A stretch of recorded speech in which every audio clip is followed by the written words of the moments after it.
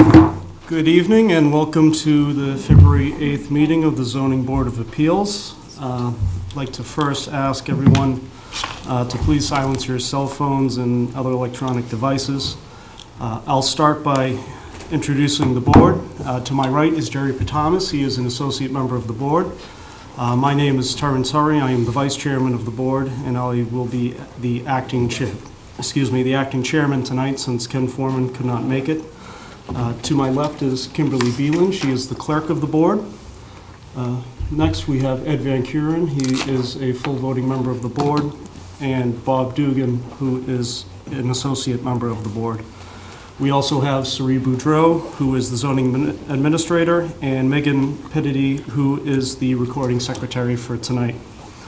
The Zoning Board of Appeals is charged with applying the zoning bylaws for the town and considers special permits, variances, and appeals as provided in the bylaws, which have been approved by town meeting and the Attorney General's Office for the Commonwealth of Massachusetts. All decisions made by the board are made through the public hearing process. Our goal as a board is to hear testimony from the applicants and the public and to allow full and fair discussion of the project prior to rendering a decision. To begin each hearing, the clerk will read the public announcement of the hearing and present any pertinent information from the file, such as referrals from town departments and summarizing correspondences to the board. The applicant or the applicant's representative will then have 15 minutes to make a presentation, and time may be extended by vote of the board. The board will then ask questions to the applicant, and then we will turn over to the public for any comments or questions. When it does come to be that time, as the chair, I'll recognize you. You can please come up to the podium.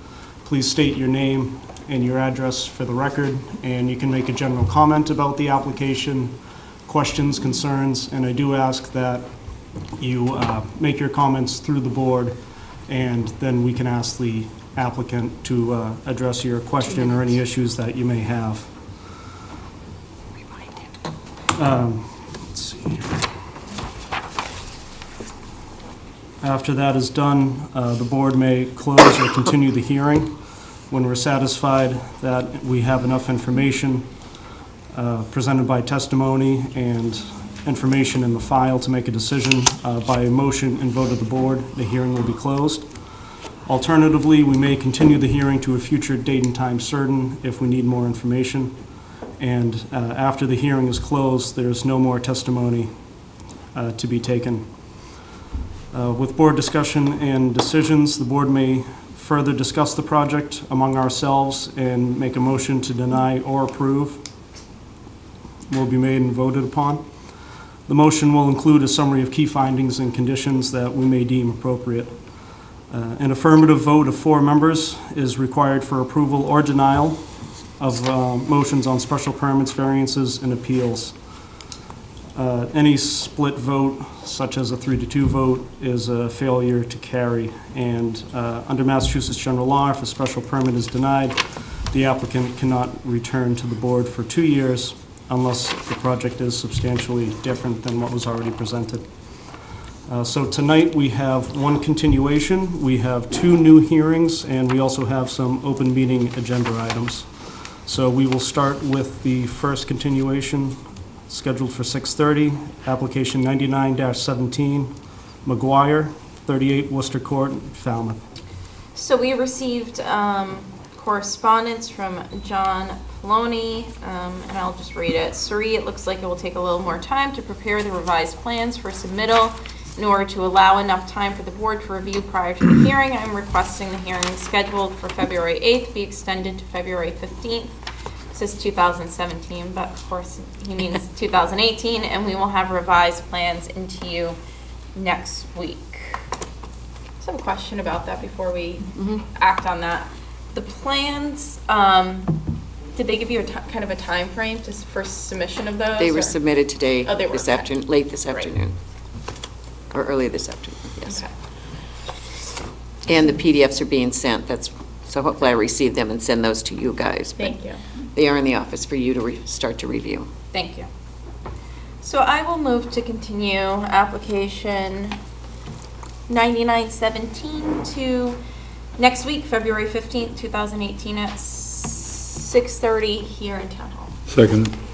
Okay, motion's made by Kim and second by Ed. All those in favor? Aye. Aye. Okay, moving on, we have our first new hearing of the night. Application 121-17, Kelly, 25 Harbor Avenue in Falmouth, special permit for commercial accommodations being a bed and breakfast. Okay. Being all persons deemed affected by the Board of Appeals under Section 11 of Chapter 48 of the Massachusetts General Laws, you are hereby notified that Maureen B. Kelly of Falmouth, Massachusetts, applied to the Zoning Board of Appeals for a special permit pursuant to Section 248-23A of the Code of Falmouth to allow commercial accommodations to operate a bed and breakfast on subject property known as 25 Harbor Avenue, Falmouth, Massachusetts. And for referrals, this is engineering. So it's the standard comment.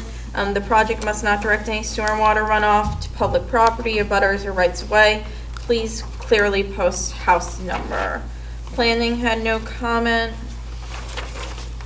Fire. Dear Board, this correspondence concerns application number 121-17 by Maureen B. Kelly to allow commercial accommodations to operate a bed and breakfast at 25 Harbor Avenue.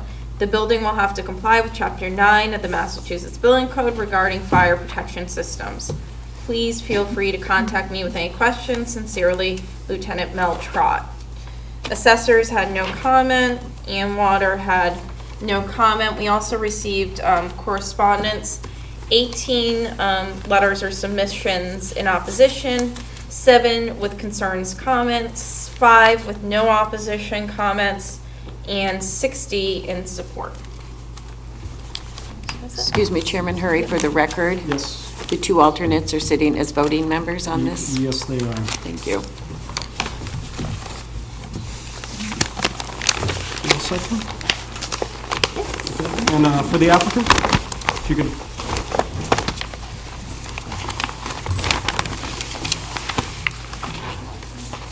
Members of the zoning board, my name is Maureen Kelly. Please allow me to say before any of this starts that I am not here looking for a commercial zone change. I am before you asking for a special permit to operate a 6-room B&B on residential land in Falmouth Heights at 25 Harbor Ave. Yes. And The just microphone. for those who don't know, the microphone is for people watching at home. It doesn't amplify in the room. Let's see, which is pursuant to the Falmouth zoning bylaws.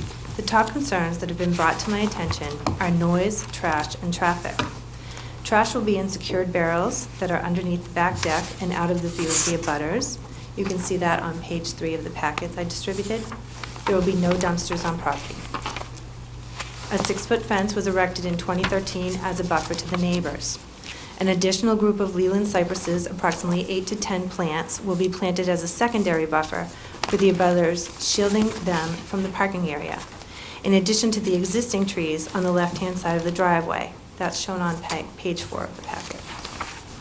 I have submitted a traffic map, page 2, which shows that Harbor Ave services several neighborhoods in Falmouth Heights and is often used as a connector to the beaches, ballpark, Mira Vista Ave, and beyond. My family has run the Falmouth Heights Motor Lodge for over 50 years. We have coexisted with these neighbors for all these years without issue. Because we live on property, we have opted to operate the lodge minimally. Thus, it remains seriously underdeveloped. I have received building permits for all the work being done. I have had the chance to research several B&Bs in Falmouth.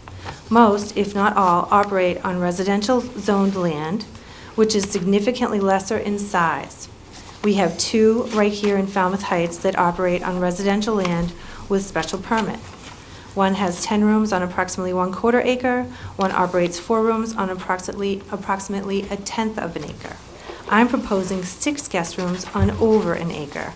The use is significantly less dense than other inns, and the property as a whole is being used minimally. Further, the structures are under 20% of the lot coverage and overall 40%, thereby meeting the zoning bylaw requirements in a residential zone. A quick history. Mr. Williams, the previous owner of the subject property, ran a business named the Falmouth Heights Corporation with a use variance permit. He worked on motors of all types and manufactured softballs at one time. Most of what my family owns currently was owned by Mr. Williams. In fact, he built the motor lodge. One abutter stated that there are dwellings on property. There is only one kitchen and then the proposed guest rooms. Lighting will not shine onto adjacent properties.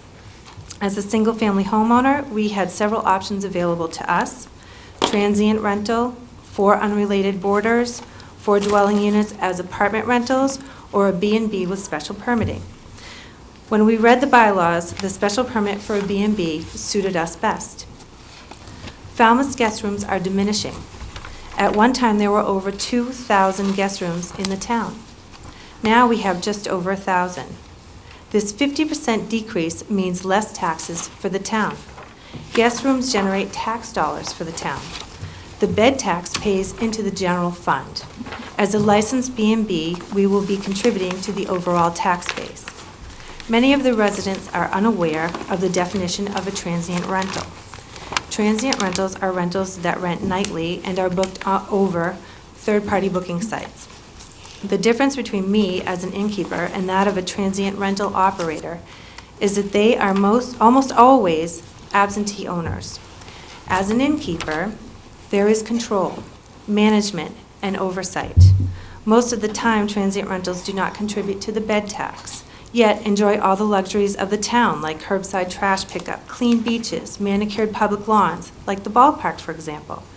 Speaking as a resident, this is not good for our community. As someone who is before the ZBA asking for permission through the proper channels and contributing to the tax base, I am proposing to run a business that is registered, licensed, and regulated. We have found it vital to maintain the character of the neighborhood by using like characteristics as those of our neighbors. Please see pages 5 and 6 of the packet. It's the before and after of the front house. And page 7 of the packet shows the expansive backyard. There is 125 feet from the back building to the 6-foot fence which surrounds our entire property on the back side. Falmouth Heights is an area of historical mixed use, as shown on page 1. There is a marine district, a business district, and a residential district, all coexisting for longer than I've been here. Falmouth Heights is being portrayed as this solely single-family residential neighborhood. It is not that. There are over 14 businesses operating in Falmouth Heights amongst single-family residences and condominiums. When I think of a solely single-family residential neighborhood, Ballymead is what comes to mind. I have many years of experience in hospitality. Having a regulated and licensed property allows me the ability to control occupancy, number of vehicles, and any other issues that may arise. We will be contributing to the tax base, and we have a proven track record coexisting with our neighbors for over 50 years. I ask the board to approve this application for a special permit to operate a B&B at 25 Harbor Avenue. Okay, thank you. We will turn it to board questions. Jerry, do you want to start? So you won't be living there, will you have someone living there? Go ahead. We didn't plan to have anyone live there, but I live within 190 feet. Okay, so, and there's no requirement for B&B to have someone there permanently? Not that I'm aware of. Okay. Are you going to only put the kitchen in the new house and not in the garage, so there's only going to be one There is kitchen? none. That's correct. The secured trash cans, Yes. they will probably be available to housekeeping staff, so okay. Yes. Let me know this thing. I think you've answered the question. Kim, do you have any questions? Yeah, I'm probably gonna have some more too, but, so could you kind of just walk us through the day-to-day use of this? So in terms of how you anticipate renting it out, you know, what services you'll use, marketing, things like that, and then also, I guess the layout of the different units too. Like, are they all queen beds? Are they all, you know, is there a mix of units as well? There'll be a mix. Okay. The ones over the garage are a little bit larger, so they'll have 2 beds. everything in the main house or the original, the front house, will have a king-size bed. So really, it's most suitable to have double occupancy. And regarding, it will have its own website. It will also have a link to the Motor Lodge so that it's known both ways. And I'm not sure what else you asked me, I'm sorry. Okay, so that's a question I had. So it will be, is it considered part of the Motor Lodge or a distinct, separate Absolutely. entity? Okay. Something different for us, a little bit of a different adventure. And then in terms of housekeeping, I know Jerry asked, but it'll be people that your employer utilize at the Motor Lodge who will then come and perform housekeeping services? Probably not. It will probably be one person who stays consistent, because usually that goes along with tipping, and that's how the staff like to have it. Okay.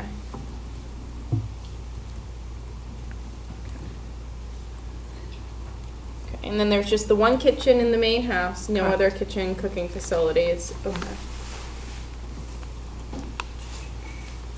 Is there any exterior lighting besides what's on the structures proposed? What will shine down on the parking area for safety, and what will shine down on the staircases for safety again, and nothing else.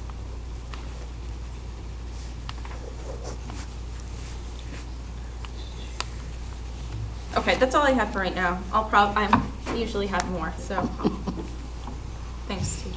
No problem. Ed, any questions? No, I don't have any questions. Bob? What's the current capacity of the septic system? The current septic system? Septic system is 6-bedroom. Is it going to be any signage at all involved anywhere, or? I believe I have to go before the sign committee, but yes, I would like to have a sign erected on the front, in front of the front house. That's all I have. Sure, Jerry? So the sign, will that be lighted and unlighted, or maybe it's not our concern, it's up to the sign committee? I mean, because there was some concern about lighting. Fair enough. So it would in fact be lighted, probably not 24 hours. We don't keep even the Motor Lodge lights on 24 hours.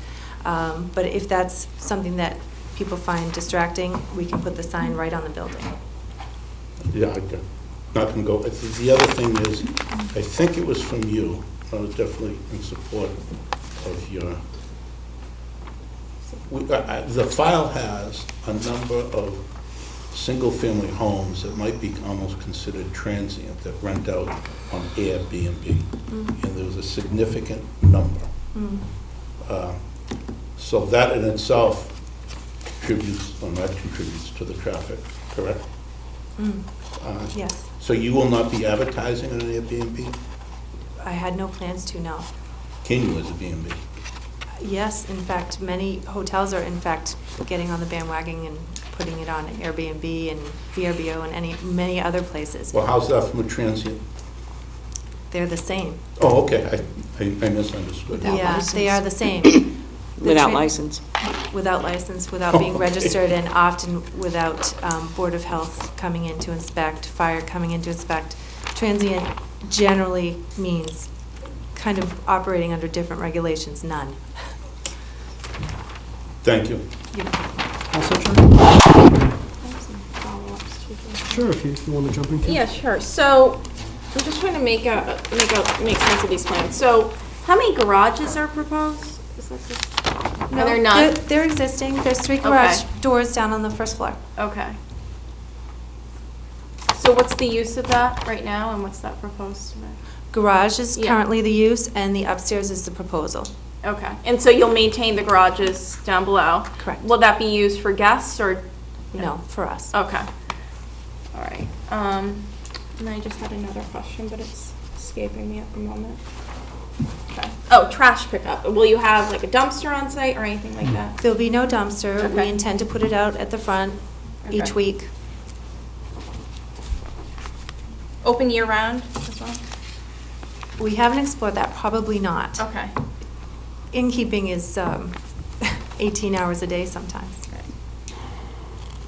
sometimes more. Okay. Great. Thank you. TJ, that's it. I did notice that the property is located on a decent amount of land. Is Any proposed use for the outdoors, maybe outdoor dining or any sort of activities for the backyard area? Our only intention is to put out tables and chairs and lounge chairs. We didn't talk about putting any grills out there. We don't really have intention of doing so.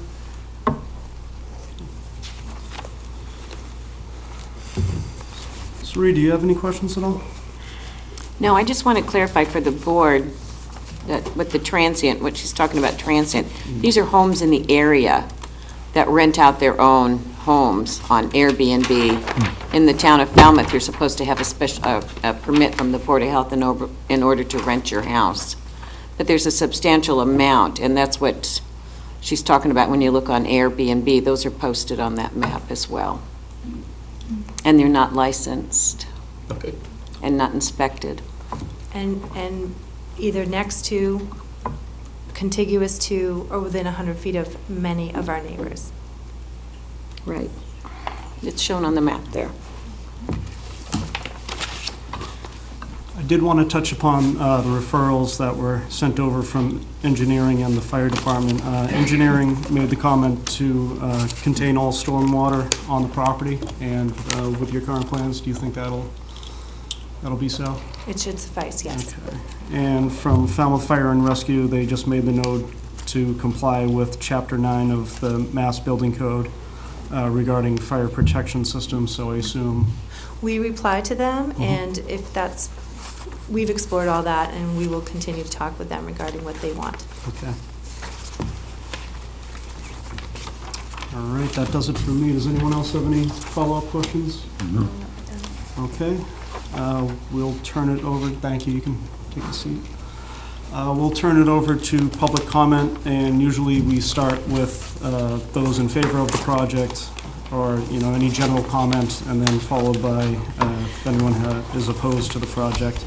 Before we do start, I just want to remind everyone to please come to the podium, state your name and address for the record, direct any questions or concerns through the board, and then the applicant will have a chance to address that. And we do ask that public comment is limited to two minutes per person. And Kim, what is the phrase that you like to say? Is it quality over quantity? Oh, yeah, probably. I said If yes. people have separate concerns, if it becomes too many of the same questions in the row, we'll have to cut you off. So we'll start with anyone out there tonight who is in favor of the project. Sure.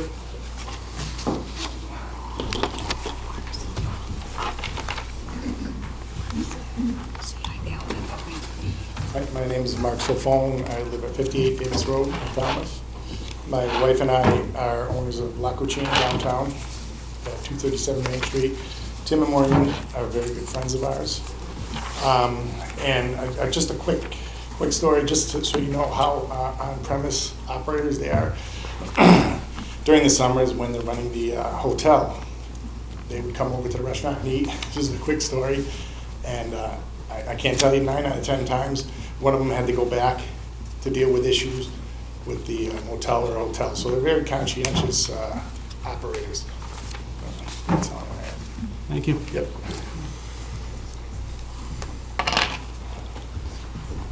Anyone else would like to speak in favor of the project? Okay. Would anyone like to speak against the project? Yes, ma'am.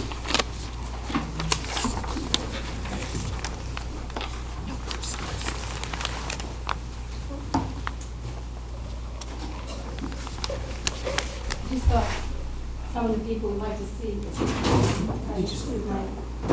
I live next door to this house. My name is Linda Connors. If you could use the microphone, please. Thank you. My name is Linda Connors. I live at 33 Harbor Ave. My husband Paul's here. I just wanted to give you this. To the secretary.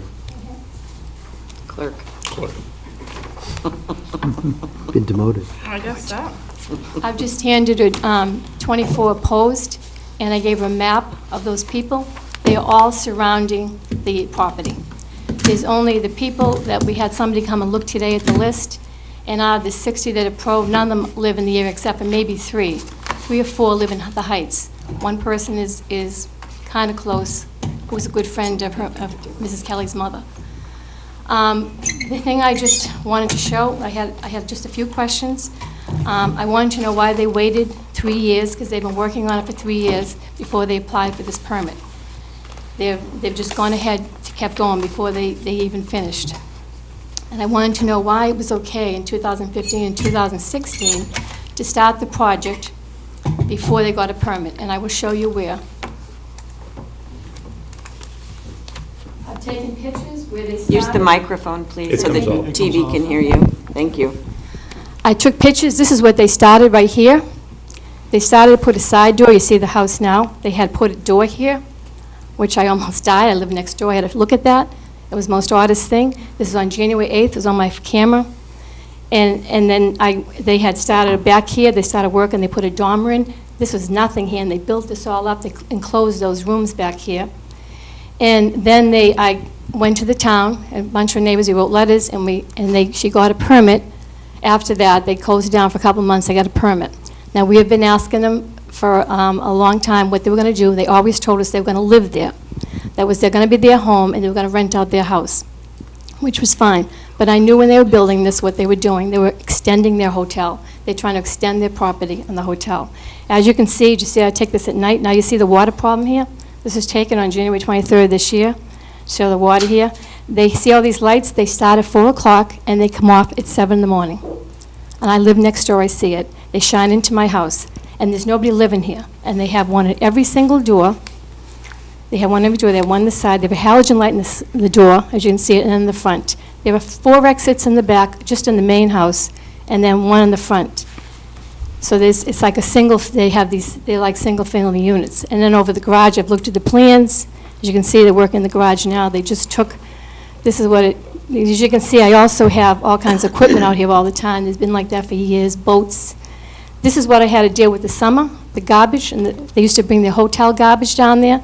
Overflowing and smell was so bad. I couldn't even sit in my backyard. It was so bad. I finally, Austin Temple one day went over and said, you got to get rid of this rubbish. This doesn't belong here. This is not a commercial property. You can't be keeping a dumpster and keeping your hotel rubbish here. Now, this is supposed to be for construction, and they have put the garbage in there. This is why, the reason I am concerned, things that she said. First of all, I went to the town hall. It is only permitted for a 4-bedroom septic. It is not 6. So I went down and I asked them to check it, and they said it's only for a 4-bedroom septic. That's number one. I was glad some of the questions. You answered some of our questions, because to me it's a continuation of the hotel. And the idea that I was going to be comforted by the fact that we had the rubbish under the garage, which I have to steer it. I have a deck out there. I don't understand. They have a 3-car garage. Why they can't keep their rubbish in the garage like all of us do? We all keep our rubbish in the garage. I don't keep it outside because it smells when and I'm not sure. They're not here in the wintertime, so I'm hoping they don't rent in the winter because they live in Florida. So that was another concern. It's going to be people living there, and it looks to me almost like a multi-family.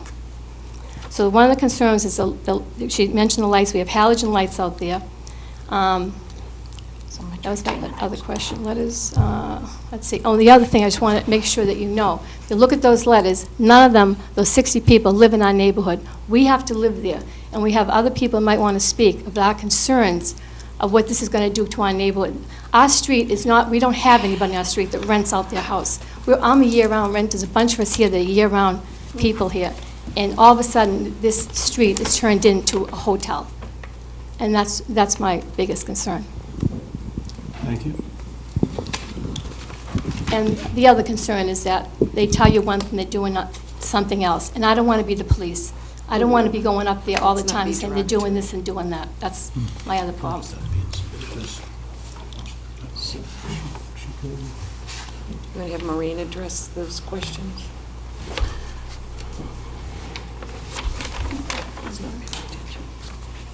Mark, thank you for noticing our responsiveness.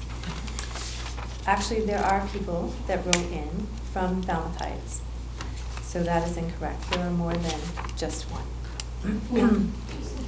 Is it 4? Okay. TJ. If the public could please let her address the issues. Thank you. And we didn't decide what we wanted to do for some time. And I don't think that there's a law that states that I have to have my project done within X amount of time. That is accurate about the door. I don't believe that we didn't have a permit. However, we did go back, we talked with the town, and we got it corrected. And they were very helpful, and actually we got the door in a better spot. The dormer was existing, she is incorrect. It was there beforehand, we have pictures of such.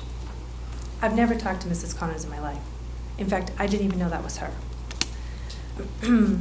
They asked us to correct the lights, the husband did, and we did, or responsive with that day. The people across the street at 2 Eldona also asked us to adjust lights, we did within that day. They took it to our attention regarding the trash. Within 1 day, that dumpster was moved and the construction dumpster was there. Regarding equipment to build, we have to have equipment in order to build, in order to clean all of those sorts of things. There is a 6-bedroom septic on file. The trash cans that I'm proposing are on the opposite side of her. She cannot see them at all. She is saying that we don't have rental on Harbor Ave. I cannot attest to whether there is or there isn't, but I can attest to the fact that there is an Airbnb at 8 Eldona Avenue. There is one, and that one is 165 feet from her. And that there's one on Central Park Avenue, Central Park Court, and that's 110 feet from her. So there are rentals all around us. I believe I've answered everything she's asked. Thank you. I have a follow-up question. I have a question. Would you be amenable to motion lights so they're not always all on from the time, I think she said 4 p.m. to, minus any safety requirements that some lights may have to always be on? Of course, they asked us before to address it, and we did. They think we're the enemy, but we're here to work with them. Okay, so you're agreeable to Absolutely. motion-sensitive lights? Mm-hmm. The picture I have that you submitted doesn't show a dormer in the front. I did not take a picture of that, but there is a dormer in the back. Dormer's in the back. Actually, it's There are shown pictures on- in the file. Oh, is it? I missed it. Oh, the picture's in the front? On the back here, she's stating that this is new. This is not new. This has been in existence since Mr. Williams built this house.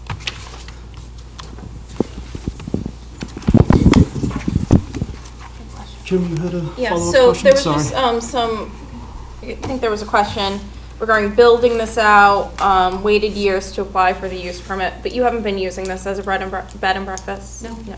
So you just constructed the property saying vacant at this time, no use as a bed and breakfast? Okay. That's all I had for the time being.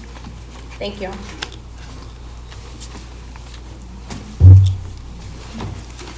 Any other members of the public wish to comment? Yes. My name is Marjorie Johnson. We have property at 49A Harbor Ave. And I just, one was a clarification. You asked whether there's a requirement for bed and breakfast to be owner occupied. And Mass General Laws, in fact, does state that. For bed and breakfast establishment, a private owner occupied house where 4 or more rooms are let, and then bed and breakfast home, a private owner occupied house with 3 or fewer rooms. Do you have the site? I'm So sorry. Yeah. Well, I would just, so I know this is just for the board.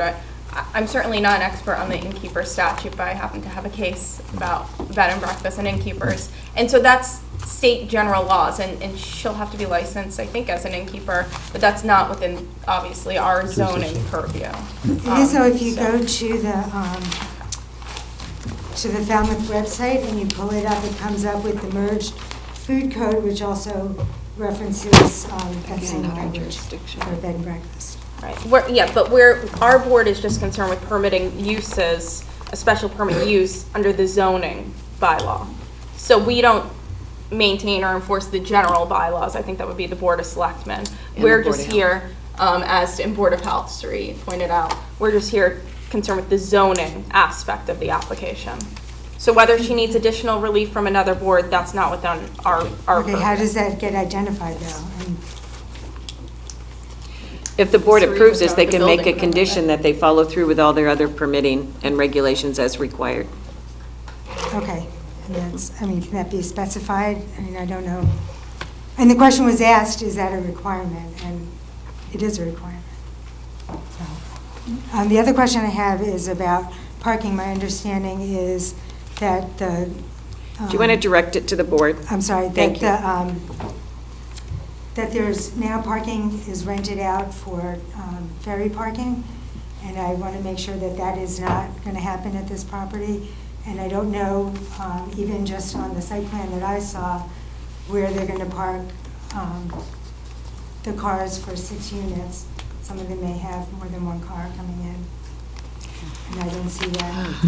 And just for clarification, when you Keep it in mentioned mind. parking for the ferry, where do you say that's occurring? My understanding on their current property, that they rent out daily spaces, or, I don't know. They have a overnight. special permit at 0 Grand Ave to store boats during the winter and to park cars during the summer, which they have had that special permit for quite a while, and this board granted it. It's been granted several times since I've been here. Right, so that would be on the property That's on the 0 corner. Grand Not Ave. this property. No, It's across, But it's yeah. not this property. Right. So that's my concern. I want to make sure it's not this property, because now that all that traffic goes in and out of a much busier road, we're now talking about a private residential road. It's a different animal.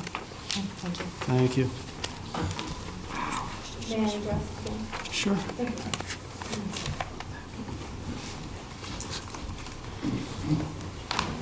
If it is in fact a law for me to have someone living there, I actually have been talking with a managerial couple, and that is something that I will address with whomever requires such. Regarding parking, we intend to have one car. It is very rare that any guests bring 2 cars. However, in the event that it happens, and it does rarely, but it does, we ask them to park in the permitted parking lot. We also do that for other hotels, inns, etc., like Seaside and Tides, who only allow 1 car. So we keep it covered.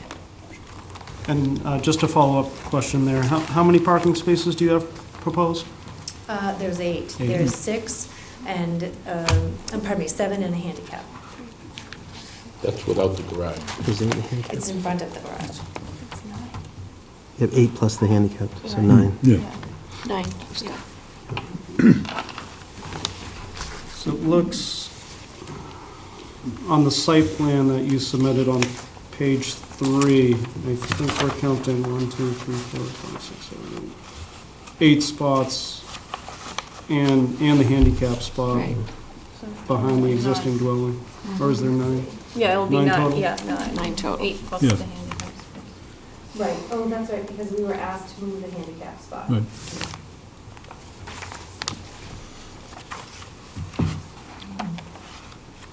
Would anyone else like to comment on the project? Yes, sir.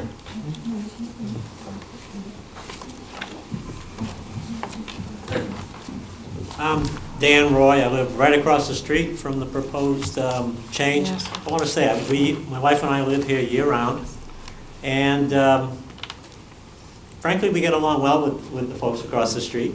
Not a problem at all, and they've managed their motor lodge very, very well from our perspective. The reason I'm standing here is because I believe this impacts our quality of life, and I wanted to. And I don't think the zoning requirements are being necessary. They don't make sense to me. I have some basic questions. Is it permitted to allow a property that was a garage to be converted into 2 rental units? Is that something that is permitted? It's a question, I don't know. I don't see it anywhere in the zoning bylaws. It's up to this board. We're talking about the property, Yes. and it has been done in other bed and breakfasts throughout the town. So it is standard practice to convert a garage into living units. Like I said, there are other Yeah. properties that have had that happen. Right, because when they purchased the property, I felt they were gonna renovate the house, probably rent the house out, no big deal, happy with that, had no idea. I wish it had happened that we had sort of had a neighborhood meeting and said, this is what we're planning to do, anybody got some questions or concerns? That never happened. That would have been helpful. It didn't. So that's one question. The other one is the existing main dwelling was a single family, will now be, I believe, converted into 3 apartments. I really don't see where the 4th one is. I just want to clarify, you've said living units, you've said 3 apartments. These I'm are using the term dwellings because. Right, they're bedrooms. I mean, they're rooms. It's not as if there's a cooking facility in every, it's not an Right. independent dwelling Right. unit. It's a Yeah, It's so bedroom. my it's a confusion bedroom. gets into how many separate clients can show up there. I mean, I can count the bedrooms, but you gotta look at bathrooms and entries, door entries into the building. And do they have a separate entry and a separate bath? A dwelling unit is considered habitable space with a kitchen. This is not a dwelling. You have one main house that has the kitchen in it that's going to serve all 6 bedrooms. Right, that is a dwelling So it's unit, not, right? that is a dwelling Right. unit, and it's also the main structure for a bed and breakfast as she's applying for it. Yeah. There is only one, I don't know how to explain it because it's a bed and breakfast. They're bedrooms. They're not- I mean, there's not each 3 one or is not 4. an apartment or No. independent dwelling unit. So And I don't that's know not where the allowed. 6, I don't know where the 6 units come from. I counted 5. There's no units, they're bedrooms. They call them units, Sally. They're bedrooms. On the plans, they're labeled units, that's why They're I'm calling them, bedrooms. okay? So- Well, if, yeah, Okay, so, with no the kitchen. next question is safety, the car traffic.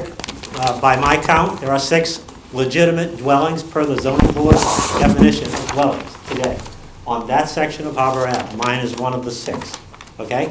Now, by my math, that very simple, it goes from 6, and you add, I think, 4 more.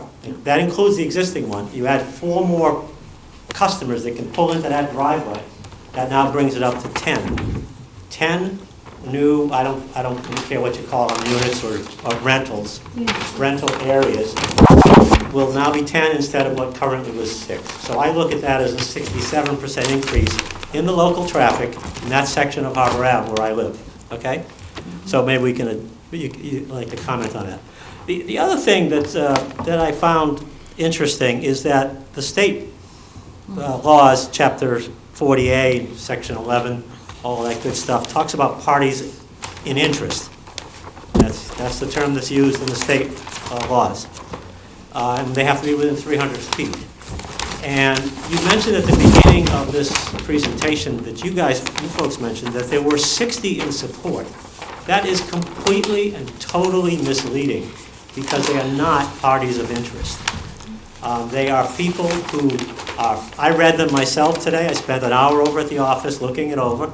Okay, so I mean, they're friends, they're people who have rented there.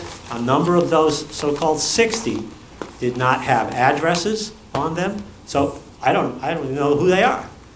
They could be anybody. So I think, by my count, there are 24 people who are directly parties of interest per the state law. Okay, 24 out of, and I saw, I think, 2 and maybe 3 that were also parties of interest who were in support of it. So 24 out of 26 is like 92% of the parties in interest are against the proposal. Just so that it's this doesn't clear, have anything with and not to be misrepresented as 60 in support, because yes, there were maybe 60 in there, but it's I- meaningless. Are you going to respond? Yes, so parties in interest certainly, Have a that's a definition. butters, yes, absolutely. It's a Right. butters and a butters to a butters within Right. 300 feet. Right. Per state law, you're entitled, parties in interest are entitled to notice of Right. public hearings. Right. The mere fact that you're not a party in interest doesn't mean that you cannot participate I agree. in the public hearing process. So by no means, by us saying there's 60 letters submitted in support, are we trying to misrepresent or anything like that. We're just saying we've received 60 letters in support. Sure. We don't read those as saying, this is, all of the neighbors are in favor of Right, this. okay. I wanted to make sure that the yes, board was clear on yes. that it seems. I think the board understands, and they're references to the owners.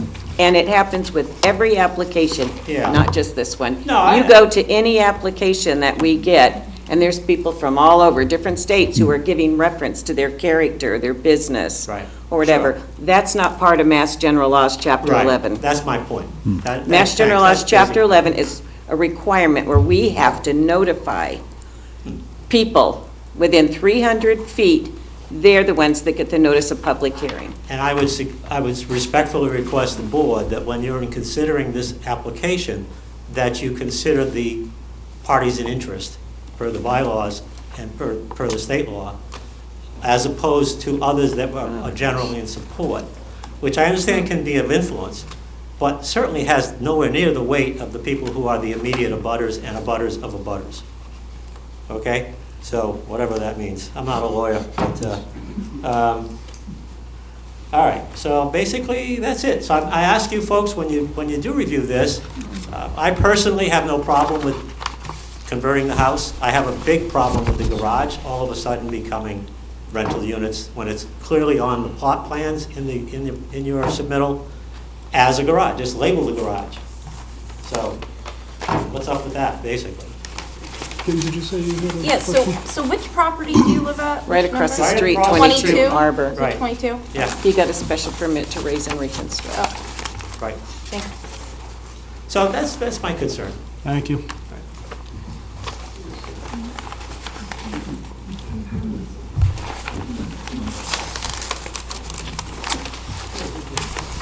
TJ, can we limit this to 2 minutes, please? Sure. As the procedures state?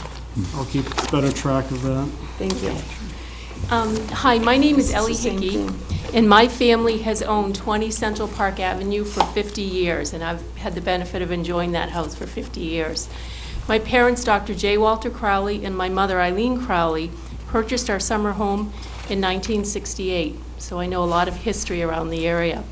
Our cottage is situated on the corner of Central Park Avenue and Harbor Avenue. I live across the street from Lynn Connor. I'm here this evening to represent my family, which includes my siblings, Walter Crowley of Seattle, Tom Crowley of Andover, Mass., Rose Hallahan of Holden, Mass., William Crowley of Pittsburgh, Pennsylvania, the family of Eileen Yates in Andover, Elizabeth Crowley of Belmont, Joseph Crowley of Belmont, Mass., and of course my own family, the Hickeys in Hingham. We use this home and we dearly love it. We've been there for 50 years, and 8 children have all the memories of Falmouth Heights from being in that home. I'm here to clearly state that the Crowley family, all 8 of us, agree that we oppose granting the owners of 25 Harbor Avenue a special permit to allow them to operate this residentially zoned property now as a commercial property. Harbor Avenue is a treasured residential Falmouth Heights neighborhood that many year-long and summer families have enjoyed for generations. My father, Dr. Crowley, was always happiest when he was down the Cape digging in his vegetable garden as he watched everyone going to and from Falmouth Heights Beach. When my father passed away in 2001, my mother took great pleasure in being surrounded by her children and her grandchildren in the summer home that she and my father cherished. I know that my father knew our Cape house would continue to bring my mom and the rest of us continued happiness long after he was gone. When my mother entered her 80s, we were thankful for the kindness she was shown by our neighbors and friends who are an integral part of this solid residential neighborhood. Sorry, Frankly, I do I'm sorry. have to cut you off. It's I have to cut, been you have to 2 be cut minutes. off, so could I come back up? If you have No, time? but if you have if that's a prepared statement, you can submit it. It does, and I also would like to comment that this appears to be a fire safety hazard. I'm not quite sure why a door is hanging off the top of the building. You can submit that to To Kim the- over here. To the clerk. Thank you. Thank you.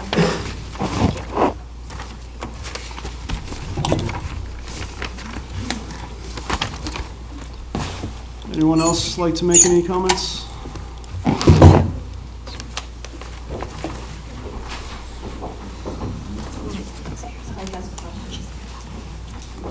If you could wait until after she makes her comments. Something new, too. Hello, my name is Suzanne Donahue. I'm at 39 Grand Avenue and have been a homeowner in Falmouth Heights for close to 60 years. And I also would just like to confirm that the neighborhood that surrounds our home, Harbor Avenue and Eldona Avenue, is really a little bit of a gem off the beaten path. Very quiet, beautifully renovated homes, lots of new gorgeous construction. And I think the folks in the neighborhood take pride in their property. I had one question to ask of the board. I have the parcel history, 3 pages, going back to 2005, which I know is not relevant at this point. But on 3 of 2016, there's a permit to add 1 bathroom and move a bedroom. Remove wall in bedroom and build a wall in another bedroom. No change in bedrooms, 4 bedrooms only. Entire house needs smoke, heat, CO. I don't understand why we're talking about 6 dwellings or units or rooms. Bedrooms. And I'm not, and this history I have is through 1/16 of 2018. So I don't know how I could have missed an important building permit request for additional bedrooms. It should be on this report, as I understand it. So I'd like to have help understanding how we got to 6 bedrooms from the 4.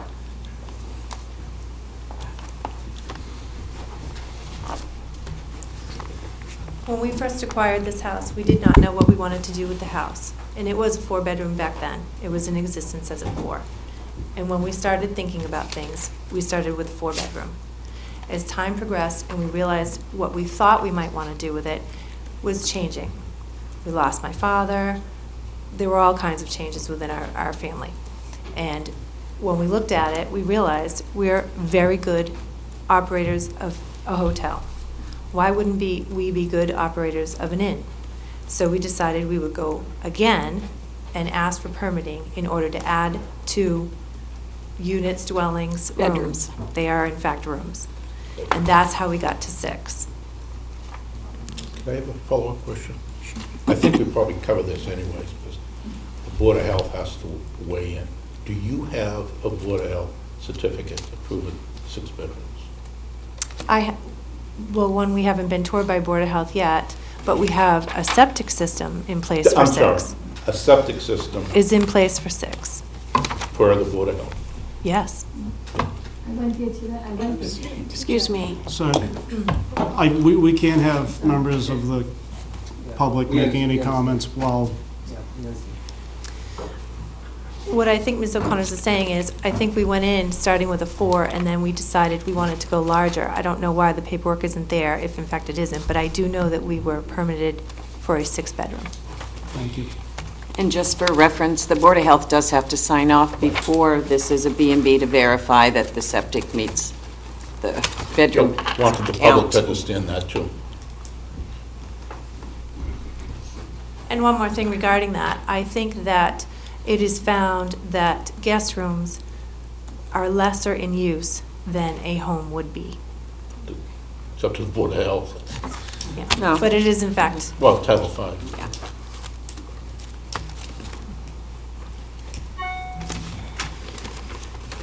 I believe the woman sitting behind you had a...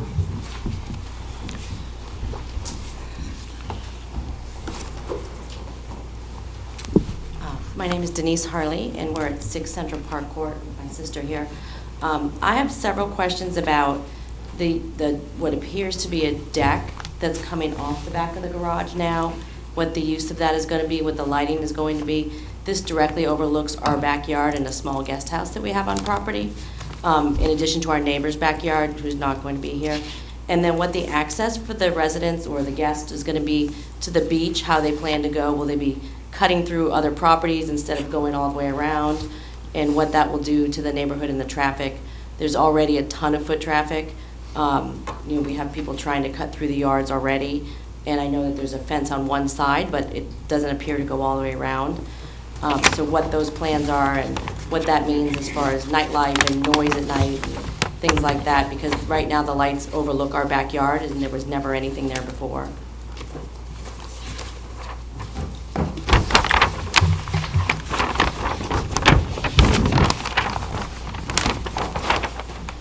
actually, there is a fence that surrounds the entire property, all 3 sides. And currently, what we would do is propose for them to walk outside onto Harbor Ave, take a right, and take another right onto Central Park Court. If this is okay, if we need to do something different where we have them access the beach from a different walkway, we can do that. There is actually a way in which to do that. And regarding the deck that you mentioned, the deck is on the far side. It's not over, you're on Central Park Court. If you could address through the board, The not deck- not to individual members of Okay. the public. Thank you. The deck is on the far side. of this neighbor's house. I believe she's saying the one that's in the garage. It's on the far side. It actually is overlooking the B3 zone, the motor lodge area. Thank you.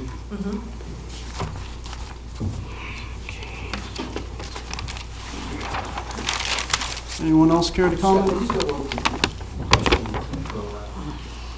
Ms. Kelly. I'll be brief. Hi, my name's Paul Connors. I live 33 Harbor, right next door to the project. We mentioned about the lighting. It's all lit up, halogen lights. She's correct. I spoke to her husband approximately a week and a half ago. I asked him, I says, very politely, I says, hey, listen, Tim, you got to do something with the lights. I said, the lights are shining in my bedroom, up in the second floor bedroom, and the second halogen light is shining in my backyard into the sun porch. And I said, it's on almost all night, 24 hours. It goes on early evening, and then it goes off like 7 o'clock in the morning. He said he'd take care of it. Ms. Kelly said it was taken care of. It's not taken care of. They say that all the time, we'll take care of it, and they don't take care of it. I had people over my house tonight. The lights are on there, again. I mean, they could put it on motion detector or, dim them a little bit. They're very strong. I never seen anything like it. And I retired police officer, 38 years. I come down here, built my house down here, figure it's going to be a nice residential area. And next thing you know, there's a motel going to be built beside me. And I don't want to keep on bothering the police department, calling up all the time, okay? And I appreciate the board if they could take this into consideration. All the neighbors, all the abutting neighbors. A lot of them are here today. A lot of them, they can't make it because they're away on vacation. They travel down in the wintertime. So I appreciate if the board just takes that into consideration. See all the letters from the butters and the people here. Thank you very much. I appreciate it. Thank you.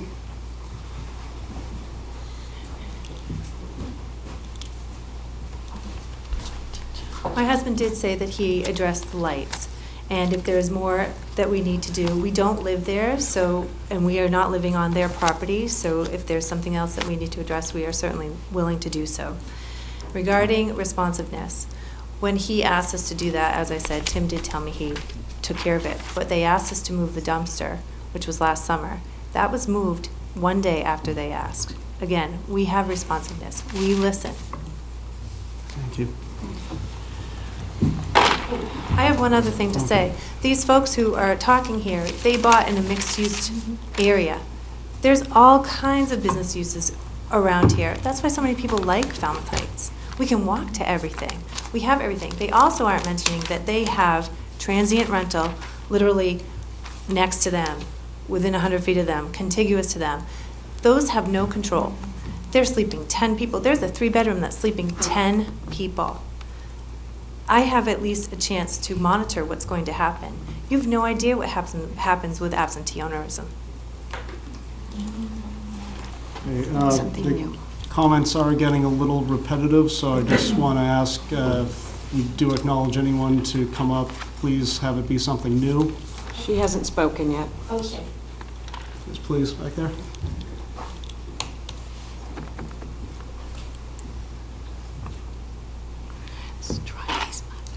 Hi, my name is Paula Lichter. I live on Deacons Avenue, which is kitty corner on the other side of McDougal's from the lodge. Some of you know me as the Vice President of the Falmouth Heights Mira Vista Neighborhood Association. I'm not speaking for the association tonight, but really only for myself.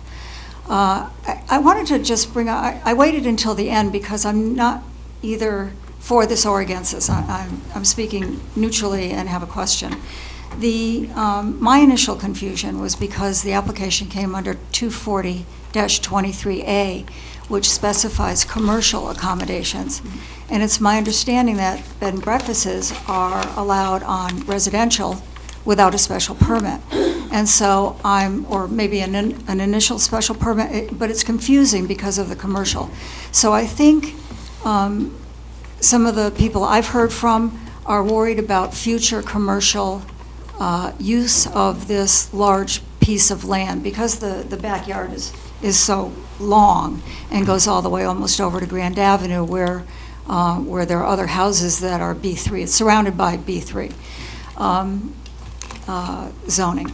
And so I'm wondering if there is, first of all, a better code that this might be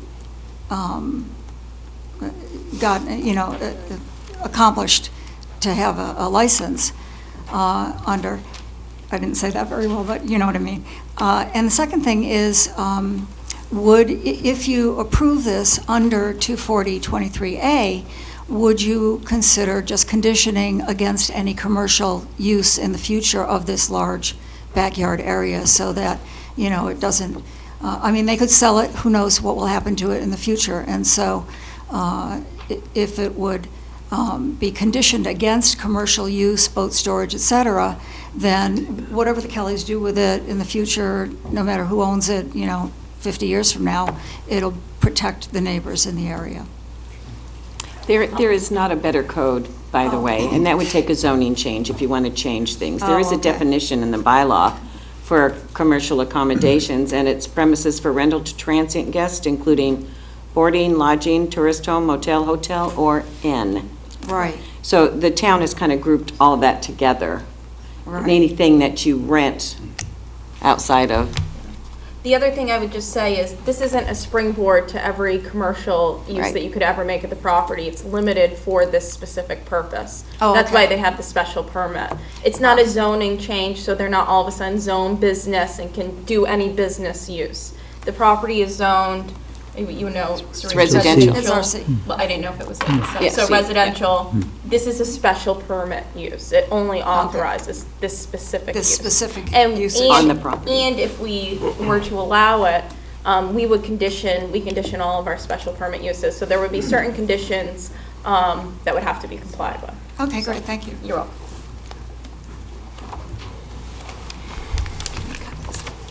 Just quick, on the back side of the property that she's referring to, it's 125 feet there.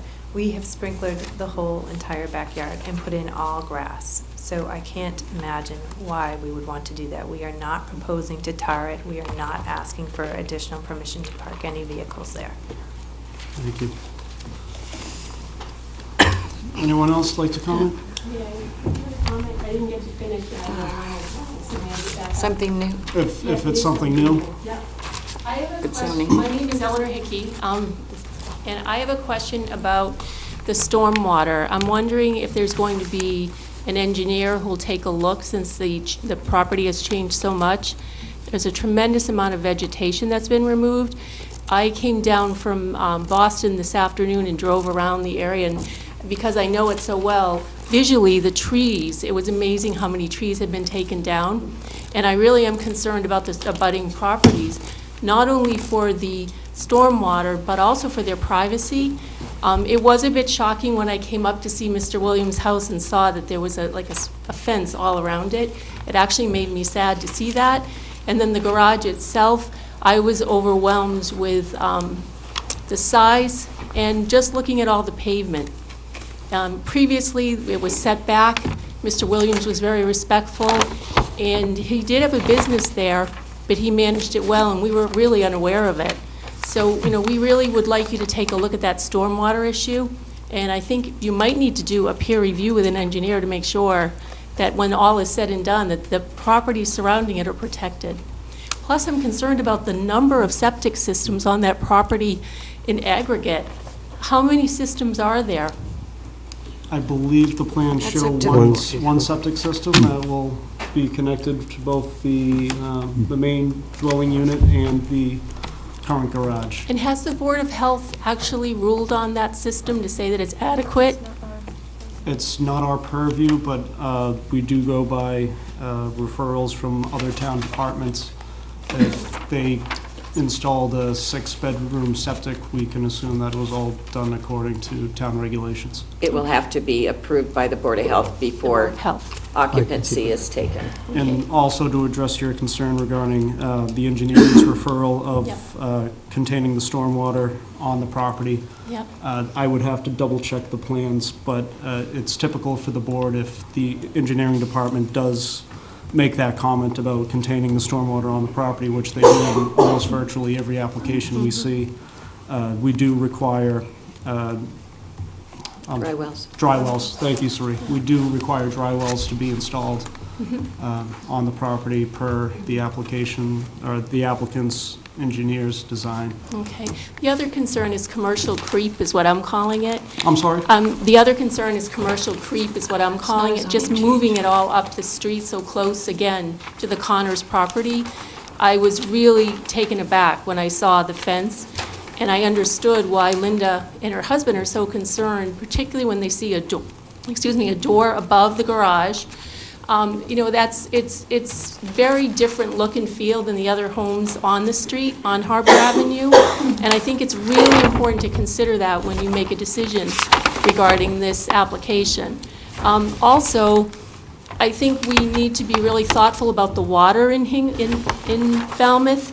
I know several years ago, there were concerns about even the quality of the water, and I have an article here about pregnant women they were recommending them not to take a shower. I know that there's a water treatment plant, but it seems like adding commercial pressure in a residential neighborhood when we don't need to is just really causing more trouble than we need. And the water supply is precious, it's expensive, and it's limited. So those are my comments, and thanks for letting me get up a second time. Thank you. If you would like to. The fence was erected in 2013, not this year. So it's been up now for 5 years. The brush has been gradually being cleaned out, and it didn't just disappear yesterday.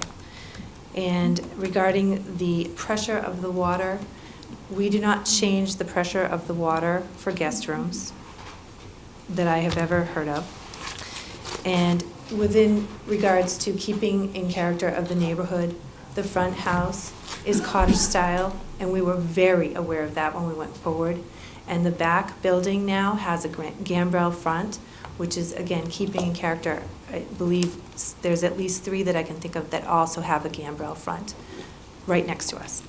I have a question. Would you be, well, the board can condition anything, but having this local site civil engineer look at potential dry wells if they're needed? Yes. For stormwater runoff? Sure.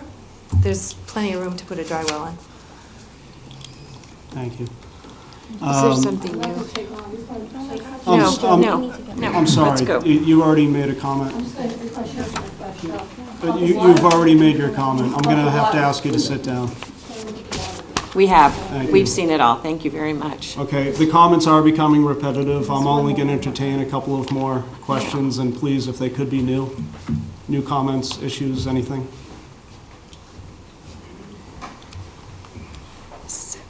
My name is Margaret Murphy, and I live at 36 Grand Avenue.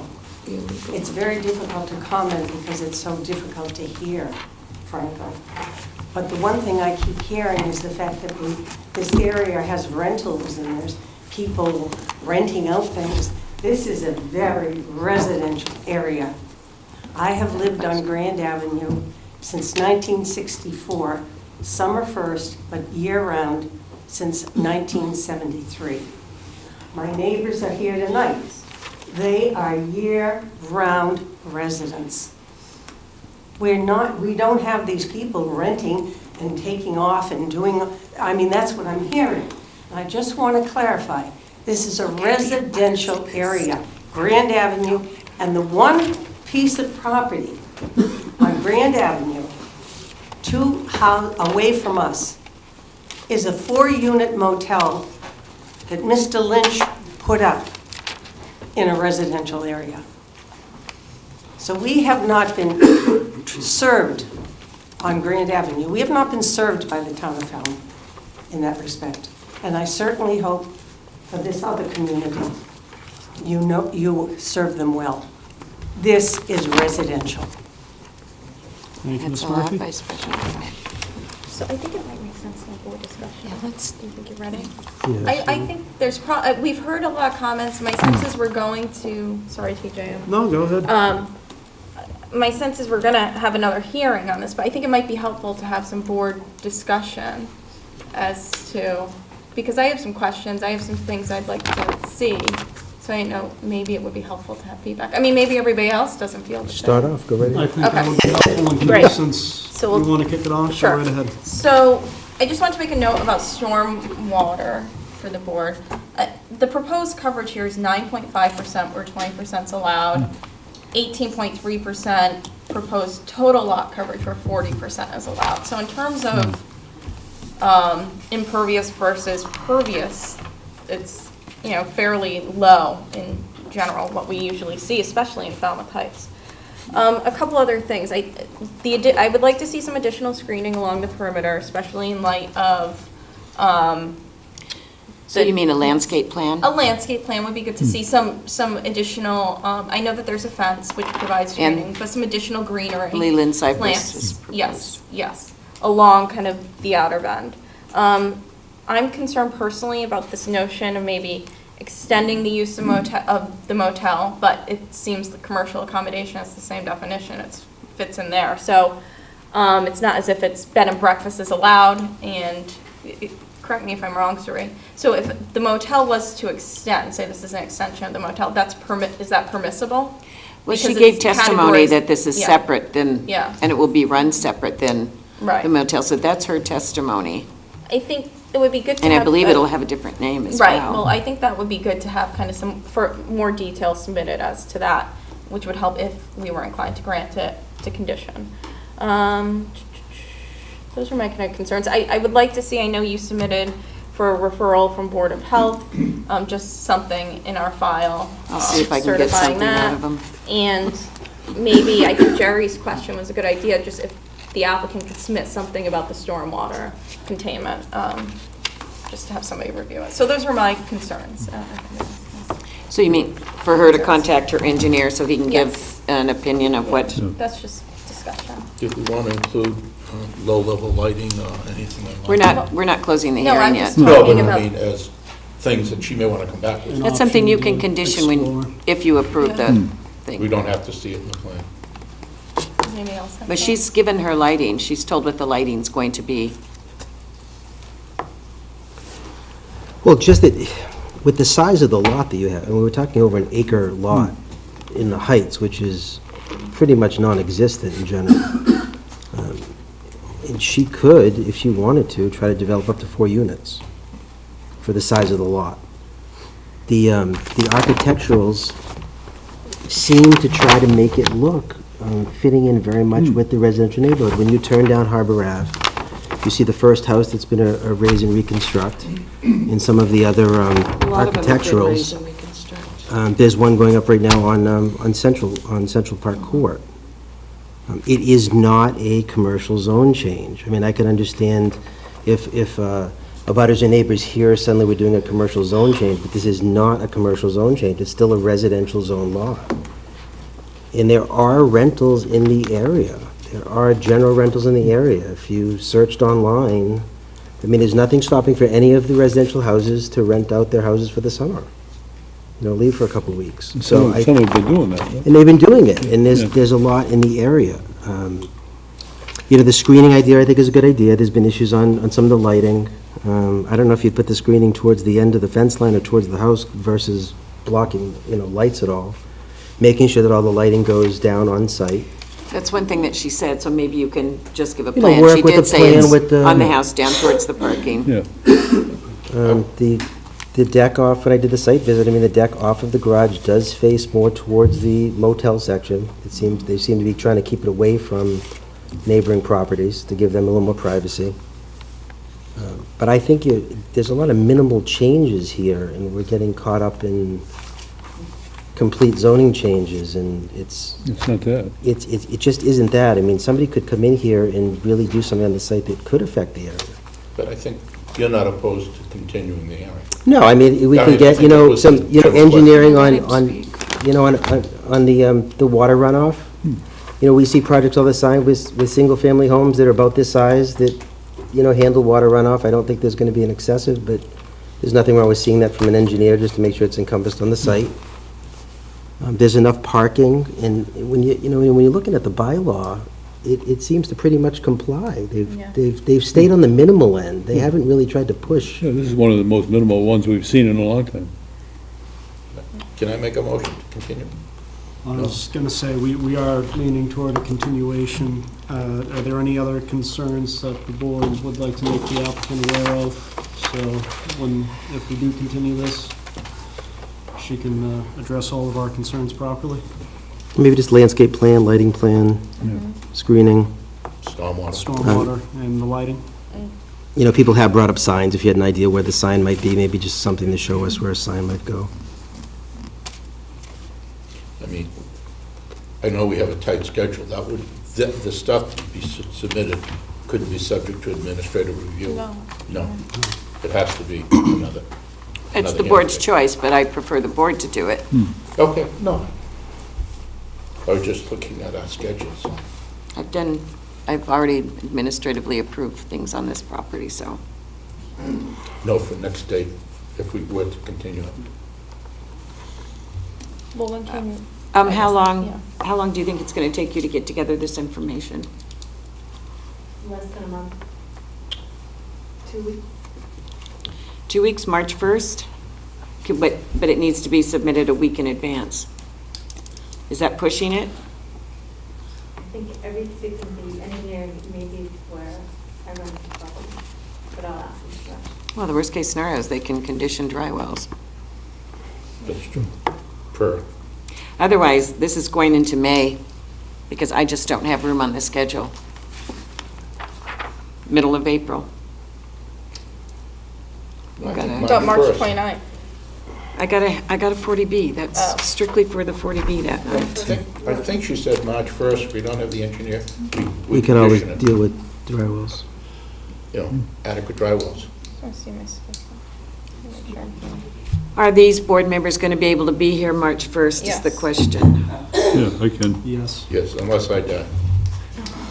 Oh, Jerry, don't say. All right, Jeez, so Jerry. with this ongoing, I think it makes sense to continue. So I will move that we continue this hearing, application 12117, to March 1st, 2018. I want to say at 6 o'clock. Sorry, I'll be a little generous. That'd be great. Yeah. If you guys can 6 do o'clock. 6, that Hence helps the one me who doesn't. tremendously. I'll be here. Like it. So 6 o'clock, March 1st, 2018. That's my motion. I'll second it. Okay, motion was made by Kim and seconded by Ed. All those in favor? Aye. Thank you. Want to take a little break? Sure, Thank we'll you. take a 5-minute break. God, I wish I had a cigarette.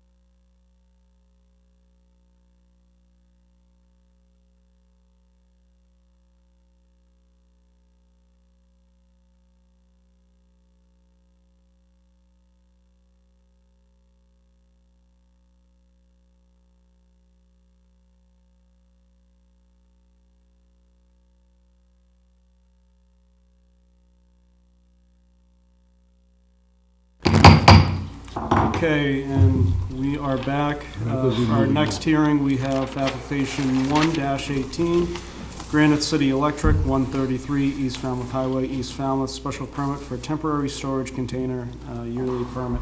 Okay. Being all persons deemed affected by the Board of Appeals under Section 11 of Chapter 40A of the Massachusetts General Laws, you are hereby notified that Granite City Electric of East Falmouth, Massachusetts, applied to the Zoning Board of Appeals for a special permit pursuant to Sections 240-50 and 240-160A of the Code of Falmouth to allow a temporary storage container on subject properties known as 133 East Falmouth Highway and 10 Acapesket Road, East Falmouth, Massachusetts. For referrals, engineering had its standard comment. Fire department had no comment. Assessors had no comment. Planning had no comment.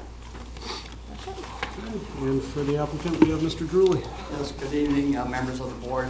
John Drewley, representing Granite City Electric, 130 East Falmouth Highway, 133 East Falmouth Highway. Granite City is a new tenant in a property that's been in my wife's family for about 60 years. We're happy to have them as new tenants. The building was empty for the last 7 years. And they would like to have outdoor storage in a trailer that is for special delivery, long pipes, conduit that they can't store inside of the building. They can't fit it inside. So under 240-50, it's allowed if it's considered secondary or incidental to their primary business, which I hope it gets approved under that section. And if not, we've also applied under 240-160, which allows under special permit secondary structures, outdoor storage. Okay, board questions? Bob, do you have any questions? No questions. Ed? No questions. Kim?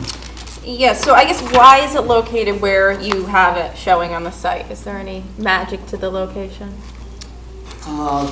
They dropped it off 2 days before they took ownership, and I wasn't there when they dropped it off. So it can be moved to any other spot on the property. It's a little convenient for them right there because the doors are close to the entrance to their building, but they said they could move it to the back of the property if there's a concern on that. Okay, and the parking spaces, they use that for employee parking? There's some employee park, I think there's 32 spaces. Yep. There's a lot of parking. And the other location they were at before they moved here, they had outdoor storage there, had it fenced in, but it was located behind a building and not visible. And they're concerned if they do that, if they ask for that at this location, it would be theft. So. Okay. Any other, any other storage outside of this container, or? No. Okay. And what are the hours of operation? 7 to 5, Monday through Friday. They're not open on the weekends. Okay. Okay, that's all I have, Susan.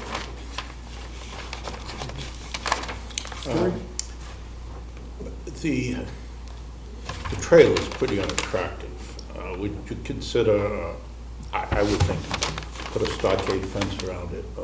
The trailer can still be locked, the stockade fence could be locked, or even building a wood shed, or building some type of shed to store it.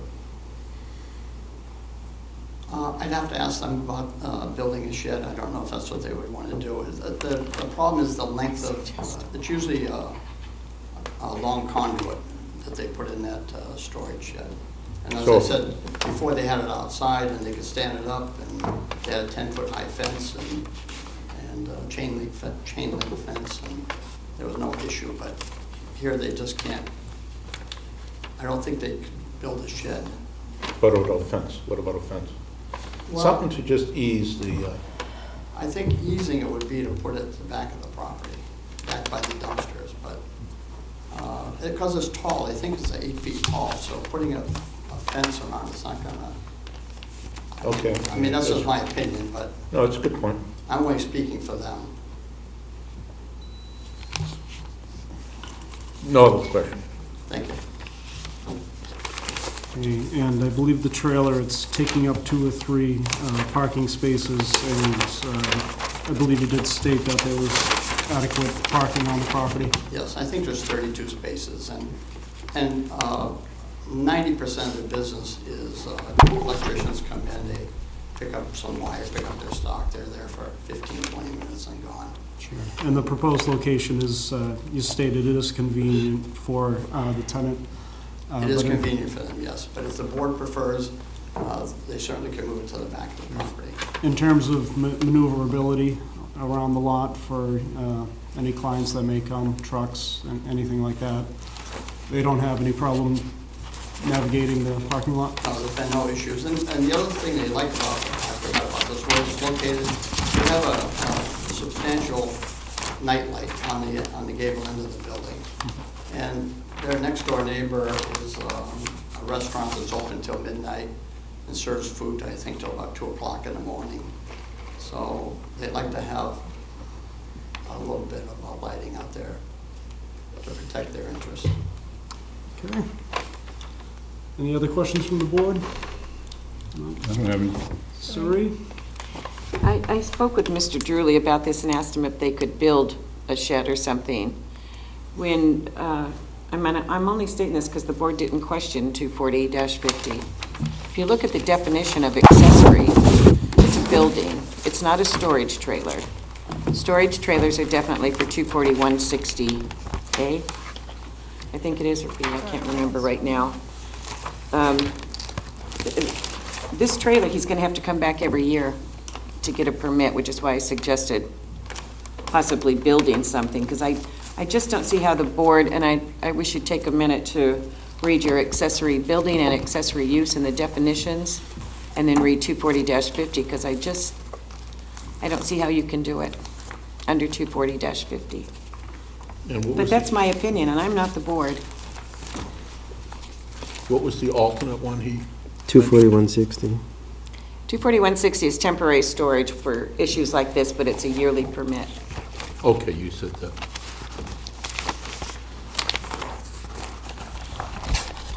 And I can think of at least one property in town that we do that for, 240-160A. Oh, yeah. But there's a, Yeah, that's what I was thinking it was. They're not averse to 240-60, the annual inspection permit, but the thought was at 240-50 that it is pretty much incidental sales. It's just not, right. A lot of times there's nothing in the trailer. Right, but our accessory use was clearly a structure, a building, not a temporary storage trailer type of thing. So we had one like this before where I conferred with Eladio, and it's up to the board, though. It's completely up to you. How long is the lease for the building? 10 years. With an option. We could do the temporary one, and then they have up to a year to decide. I'd be if better they wanna off come with the back every 160. year. Exactly, it's totally up to them, but I'm just asking the No, I board. mentioned it for the board for discussion. To read that, yeah. Close the hearing, but, you know. Not to speak for the board, but I'm sure you have other storage trailers that are under. Not under 240-50, under 240-160. purview, so. Yeah. All right, well, just to get this out of the way, and we can go into board discussion, members of the public, any questions, comments, concerns regarding this application? Seeing none. Kevin, no? Okay. I guess we can turn it to board discussion if we want to discuss the 2 bylaws that the applicant has applied under and possibly come to a decision. I guess I'd ask the question, if they built a building, a shed, the size of that, and made it 6 feet high, 7 feet high, out of lumber, as opposed to, that's an ISO container they're bringing in there. Would that be, would that be easier? Well, I think Easier to that's not what approve. they're, that's not what they're proposing. I think it would be more attractive. Yeah. And I think it would be, then you could say 240-50 accessory building. And I don't know if storage I don't know if they're renting that or leasing it. Yep. Whether they could build a building out of lumber, look like a shed, might be more appealing to But it is a commercial area. Would it cause a problem to have a second permanent structure on the site? I'm sorry? Second permanent structure on the site? It's going to cost.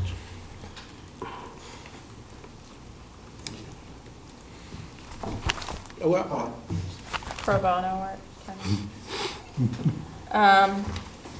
Now I'm curious to know what the thought is. Yeah, so I think it makes sense if it's this, which is what they're proposing.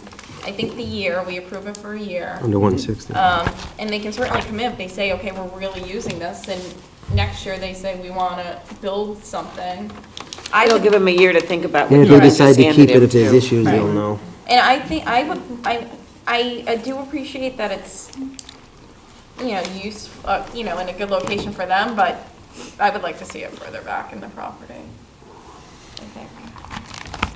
Because it is a little Well, bit of a... I do understand his concern on lighting, because you do have that very busy restaurant next door. And it seems to get busy at 10, But- 11, 12 o'clock at night. But it's locked at night, I assume, right? It's locked at night? It's definitely locked. Yeah, and so it's open, they're open with 7 to 5 Yeah. during the week. It's not as if it's going to be open at night. There's not a lot of traffic there. I go by there all the time. I used to go by it when they were down the gym. down by the FCTV. Always 2 or 3 cars, 2 or 3 trucks there. Yeah. There's not a lot of traffic. Yeah. Well, it's up to everybody else. I mean, I could see giving it for a year, that way they don't have to move container this year. You've heard what we've said, so. Yes. Have up to a year to. I think that's the way to go. Right, if we approve it under 24160A, that gives them a year, and, Come back for change. yeah, they could come back, maybe under 24050 for an accessory use, something, Structure, some yeah. structure more permanent. No one really feels strongly about the location. I've been there. I went in there to buy something the The other building day. just doesn't have a lot of use in and out. Granite No. City, they don't. So you're not, No. okay. If it And works there's for only them, 2 I'm okay employees with it. there, so there's not a lot of traffic. Okay. Motion to close, or can we do that? You can make that motion, Jerry, if we're all set. Motion to close. Second. Motion was made by Jerry and seconded by Ed. All those in favor? Aye. Aye. And what would be the pleasure of the board? Approve 24061, allows, is it 240? 24160. Whatever. A. That allows 268. Yeah, so you're moving to approve pursuant to 240-160A. Yes, Okay. that's the 1 year. A 1-year permit. Yep. I'll second that motion. And that's seconded by Kim. Moving on to findings. Oh, I'm sorry. Yes, findings, right? So, yeah. Anyone?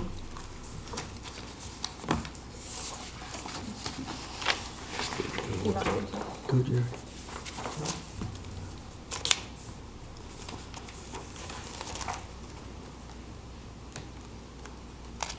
Testimony was that there, I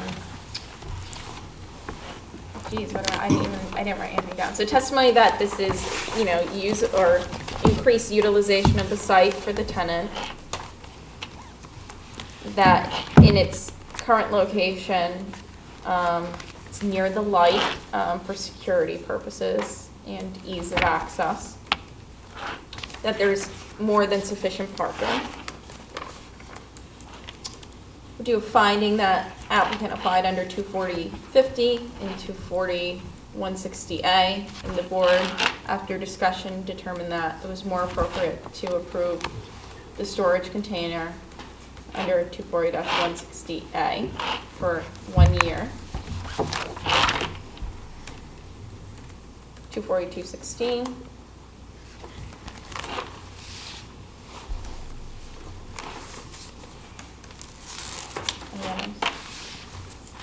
I think that just about does it for findings. condition per Per plan. plan. Per plan? And, 1 year. and for them to apply at least 3 months before the expiration. Perfect. Okay. That motion was made by Jerry and second by Kim. All those in favor? Aye. Aye. Unanimous. Thank you very much. Thank you. Appreciate it.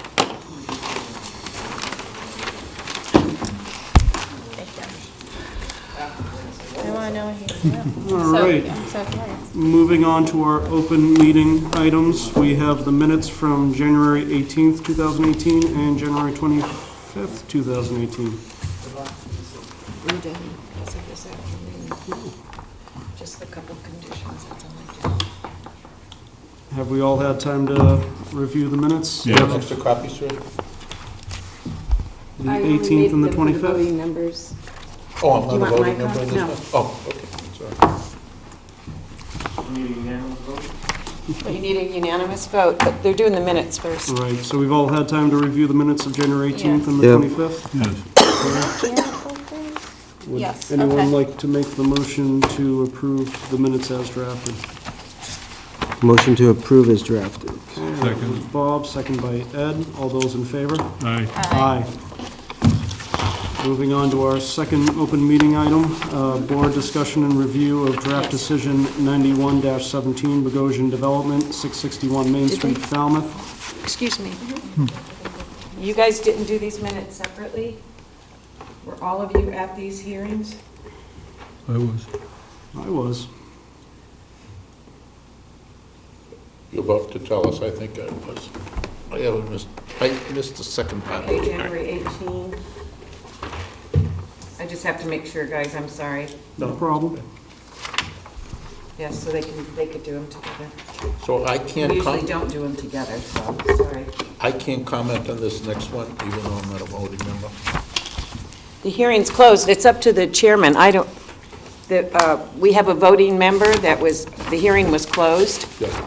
and that voting member is gone, so it's Right. 4. We do only have a four-person quorum. But Jerry, if you want to make any comments, I mean, we are going into board discussion. Okay, I'll just pick it up. That's fine. I don't have a copy in front of me. So I did give the decision, this is revised, where I changed the condition, where I had emailed the board members regarding a request on the parking, which is number 6.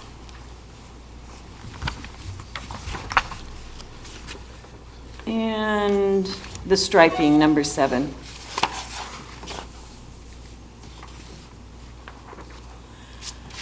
Attorney Clower was going to read the draft while we were in the hearing and submit to me any changes, and I haven't heard from him, so all must be okay.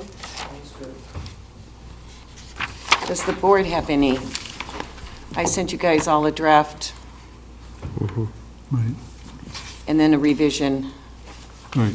For 7, can we just revise it to say the applicant shall stripe all 14 parking spaces? The applicant shall, a little typo, sorry about that. They can strip all 14 too. Good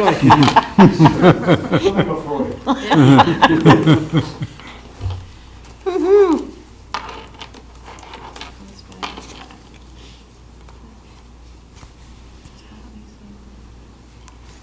I think I captured everything that you discussed. It's the parking, it's the landscaping, and I put the conditions that you'll need to approve them. The board can administratively approve them. Put the burden on you.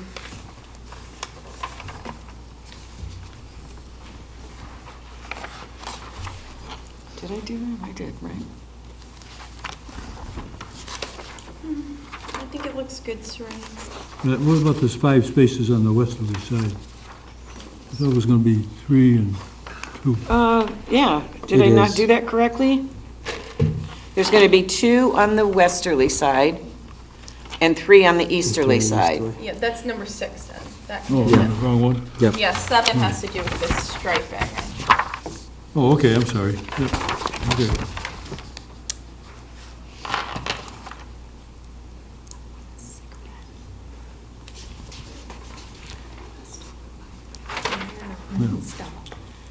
Okay, so I think these proposed conditions adequately address the board's concerns with the parking and the striping. Yes.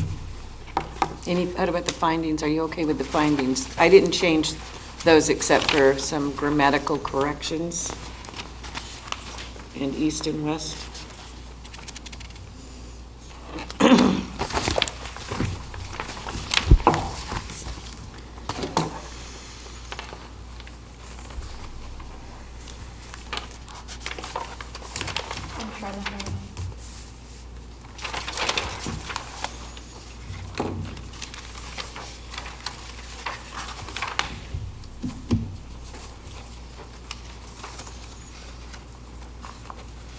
Is everyone all set with the findings? I think I am. Yeah, I am.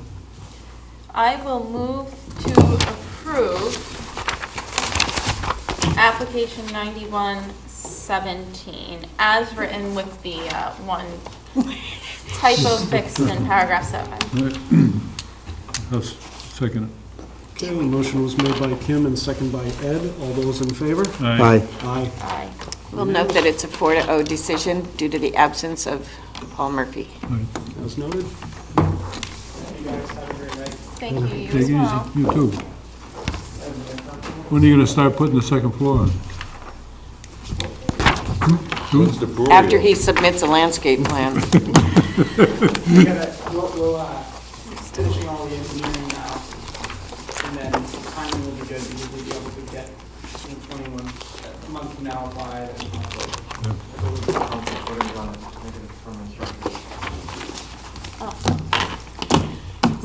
Thank you for the insight. It's a permanent structure just by putting footings underneath. Okay, so All right. are we, Moving on to our open meeting agenda items, we have procedural rules and policies. yeah, We always talk about that. Okay, and we also have board discussion update. We have the workshop on March 24th. correct. And I think now would be an appropriate time to bring up an email that Ken Foreman, our chairman, received from Julian Suso, the town manager. This was sent out on Tuesday to Ken and a number of selectmen and department heads. I'll just read it into the record, that way everyone knows exactly what I'm talking about. This has to do with the town planner, the search for Brian Curry's replacement. Julian starts, be advised that, consistent with the applicable section of the Falmouth Town Charter, Planning Board Chair Jim Fox is working with members of the Planning Board in appropriately involving them in this important town planner search process. Pursuant to this search process, which is presently underway, I am asking if, as chairs of your respective boards, you would kindly forward to Planning Board Chair Jim Fox any questions or concerns you may have regarding this town planner hiring process, including thoughts, suggestions on professional qualifications, experience, or related matters, which you would deem to be important from the standpoint of your board committee as we move forward. Would you please transmit any such thoughts, concerns, suggestions to Jim Fox no later than Friday, February 9th. Thank you for your welcome assistance in bringing this important search process to successful closure. And that was signed by Julian Suso. Thank you. So are there any concerns or anything at all that we as a board would like to forward along to Jim Fox as the planning board chair regarding their search for a new town planner? I don't know how valid it is, but I think it would be important for whoever the new town planner is to have some kind of residency requirement in the town. Wouldn't that be so? You know, there's a big issue with, we've had situations in the past where people don't live here, and I think if you're actually living in the town and doing the planning of the town, you have a different look at it. And I think that's something they should really consider with whoever gets the position. We should probably forward that recommendation. A lot of towns give a 6-month. Oh, you Right. definitely have to do Time, that. yeah, need to Yeah. time, but Yeah. I think it just needs to be a residency requirement. There has Right, to no, be I something. realize that. They give them 6 months Yeah. to move To into do the town. something, move in, and Yeah, that's reasonable. You know, I haven't worked with the town planner in Falmouth enough, just because we are so fortunate to have a zoning administrator. So I think a lot of my concerns or questions as a zoning board member, we address through Suri, and less so on the planning side. And from my perspective, I mean, I know general qualifications, but there might be certain qualifications that are important for Falmouth versus somewhere off Cape, and so I think probably Julian is, more familiar with the hiring process for things that concern Falmouth. Yeah. Yeah, the credentialing has to be standard to be a planner. Yeah. I'm assuming that there's. Yeah, there's requirements. Right. Background credentials and stuff. And I'm sure they'll take into consideration anybody's experience in being with a unique town such as Falmouth. Mm-hmm. Not somebody that doesn't deal with resort type of, seasonal increase. Somebody that understands the local comprehensive plan, the housing production plans, anything that's crucial to the town, especially the housing production plan that we haven't had, which affects us as the overseers of the 40Bs. Right. How would we put Sorry, I was actually going to mention all that. Oh, I'm so sorry. Thank you for bringing it up. How would we put that into a recommendation, I mean, I'm not sure new people would read the comprehensive plan, but I agree with you about the type of character. It's a requirement by the state, so I'm sure every town planner is aware of it. And I've been up through those last 2 years, up the meeting at Fort Devens, and Falmouth comes up on the list as you don't have a housing production plan. We keep bringing it up. They're working on it. I guess the housing coordinator, I believe they're asking the housing coordinator to work on that. So right now, a town planner is very crucial in helping with that. Because it was Marlene who did the last one, who was the assistant town planner, and it was a very good one, by the way. I think that's so crucial, especially since we hear so much about housing and we had this accessory apartment bylaw, and and we don't have a housing production plan. So we need to make sure that there's a game plan and that the town's adhering. So there's a consensus that the person should be familiar with this type of community? That's up to the board. The board can make a motion or something to pass something on. I mean, that's all standard stuff that the town planner has to know. It would be good for them to ask an applicant, what is their urgency for a housing production plan for a town that just doesn't have one? Right. And that's a lot to come into as well as a new person trying to. I have to let them know, so if you guys want to send me your questions tomorrow, I will put them into a form and email them to you, and you guys agree on it. Because I've got to get it to them by tomorrow. Thank you, Suri. And that way, you can all take tonight, because I need it in the morning. Do we have a proposed speaker or anybody for March 24th, or will it be just us? Because of all of the issues, I know Ken Foreman wanted to bring back somebody again on 40Bs, because the last time we did a 40B, we really didn't get to the niche of it, because there was so much conversation. If we had an agenda, because I do believe that some of the board members still have a lack of understanding, for lack of a better word. That's not what I meant to say. They just, we need, Ken believes that. I also want to talk about the board itself. We've got to get these procedures updated. I'm getting, the board members did the procedures to live by as their book.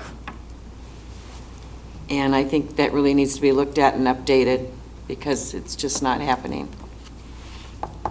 And to change a few things in it, as far as the administrative approvals, what I've seen, what I think can be done, different things like that. Do we have a draft agenda? I mean, you said there were, I think you said you sent it out, but I couldn't find what you had sent out. I don't have a draft agenda for, or draft suggestions to the procedures. Are you talking the workshop? Yes. Oh, no, Ken and I haven't finished talking, that's what I'm saying, about that. And he's going to ask you guys, I believe, for input. And I wish he was here. Could you resend, did you say you sent out recommendations for changes to the procedures before? No.